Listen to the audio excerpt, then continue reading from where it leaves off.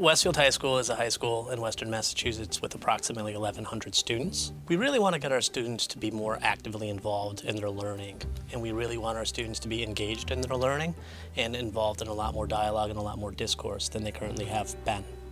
The initial problem that had us look at student discourse was our students were not engaged. We had kids in the hallway, we had kids, with their heads down. And so what we were looking at was really like, how do we get kids talking to each other, building on each other's ideas, and so that it's not just a classroom where the conversation's going one way from teacher to student. Before teachers at Westfield High School started focusing on discourse, classes felt very independent. There wasn't much participating. We just listened to the teacher talk and then write. There wasn't too much engaging going on between classmates.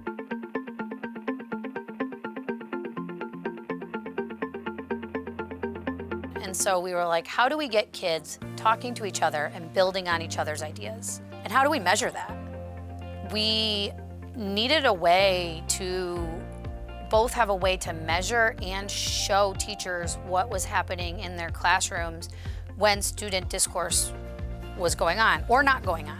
So this came out of an OSC Community Day where they did a session on discourse mapping, equity mapping, and we were like, we can apply that and use that as a way to launch teachers giving each other feedback about their observations. A discourse map is essentially a schematic of a person's classroom, and then someone fills it out by drawing arrows showing who the students are talking to, who the teacher is talking to, all of the discussion that's going on in the classroom, so that someone can look at that discourse map and be informed about what communication is looking like at that particular time.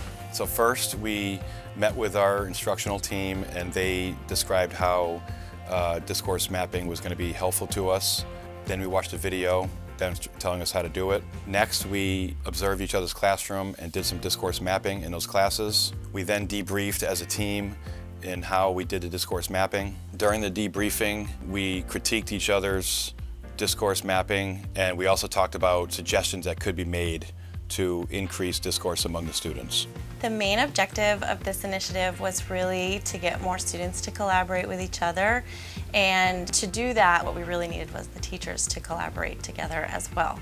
They were really quiet at first, but they actually really picked it up, and they did a good job kind of spreading it equally between them. Okay. These two talked a lot together, which was great. Yeah.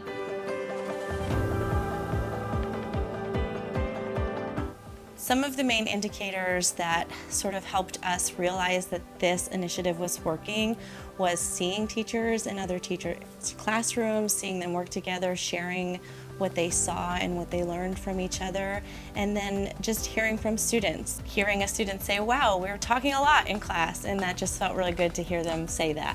Since teachers have started focusing on discourse, I feel more confident because they've helped me develop more communication skills, which greatly improves my studies because I can get others' opinions about my methods, and then I can seek to improve those methods. The kids have been so much more into it than I ever thought they would be. I think giving them certain resources to make discourse more accessible has been really helpful. I used to be the type of person who wouldn't share their thoughts or opinions in class whenever a teacher asks a question.